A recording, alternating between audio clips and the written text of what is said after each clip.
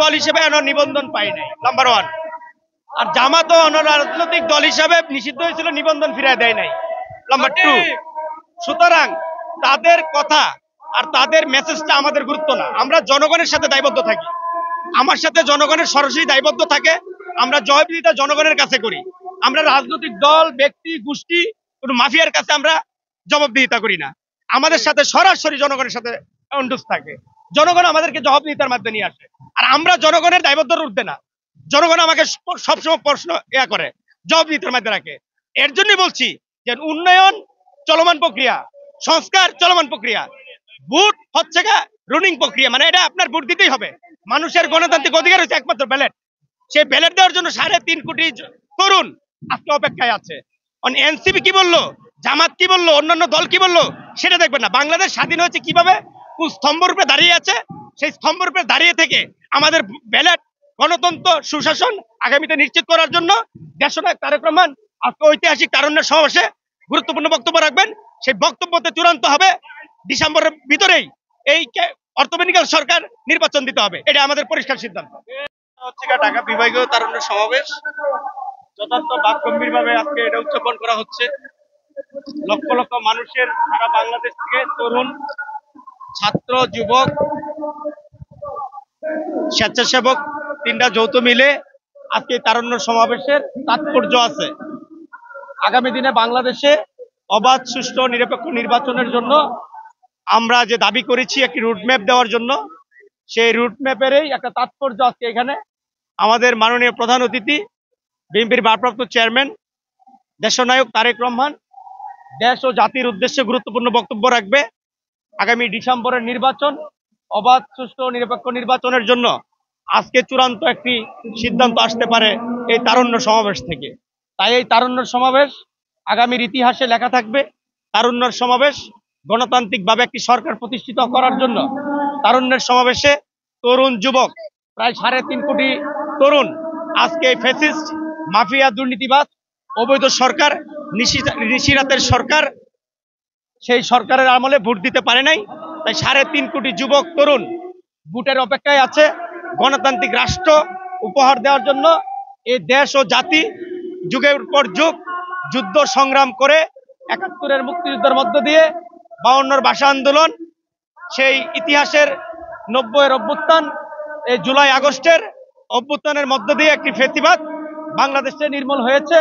তাই ফ্যাসিবাদ যেন আর জীবনে মাথা চারা দিয়ে না দাঁড়াতে পারে, তাই জাতি, ধর্ম সকল মিলে ঐক্যবদ্ধভাবে এই তারুণ্যের সমাবেশ থেকে আমরা বার্তা দিতে চাই, তারুণ্যই আগামীর ভবিষ্যৎ, তারুণ্যই আগামীর নেতৃত্ব দিবে দেশনায়ক তারেক রহমান। এই তারুণ্য নির্ভরশীল আগামী জাতি সুন্দর গঠন করার জন্য আমাদেরকে নির্দেশনা দিয়েছে। সকলেই তার ভাব গম্ভীর নিয়ে আগামীর রাষ্ট্র পরিচালনা করার জন্য, অবাধ, সুষ্ঠু, নিরপেক্ষ নির্বাচনের জন্য, দুর্নীতিবাজ বন্ধ করার জন্য, মানুষের কর্মসংস্থান তৈরি করার জন্য, দুমুঠি ভাত শান্তিতে খাওয়ার জন্য, দ্রব্যমূল্য নিয়ন্ত্রণে রাখার জন্য মূল স্পিড আমাদের এই কয়টা স্পিড আছে।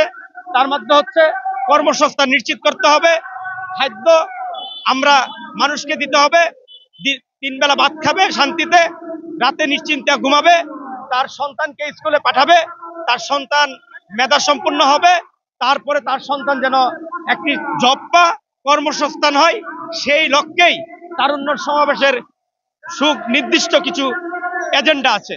সেই এজেন্ডা হচ্ছে আমরা চাই এই ফ্যাসিবাদ বিরোধী আন্দোলন যারা জড়িত ছিলেন তাদের ভিতরে নানান রকম সমালোচনা, আলোচনা শুরু হয়েছে, সেগুলাকে আমরা পাশ কাটিয়ে এই গণতান্ত্রিক রাষ্ট্র, মহান স্বাধীনতার ঘোষক শহীদ রাষ্ট্রপতি জিয়া রহমান স্বাধীনতার ঘোষণার মধ্য দিয়ে বাংলাদেশে গণতান্ত্রিক একটি সরকার প্রতিষ্ঠিত করেছিলেন দেশনেত্রী বেগম খালেদা জিয়া, আপুসীর নেত্রী।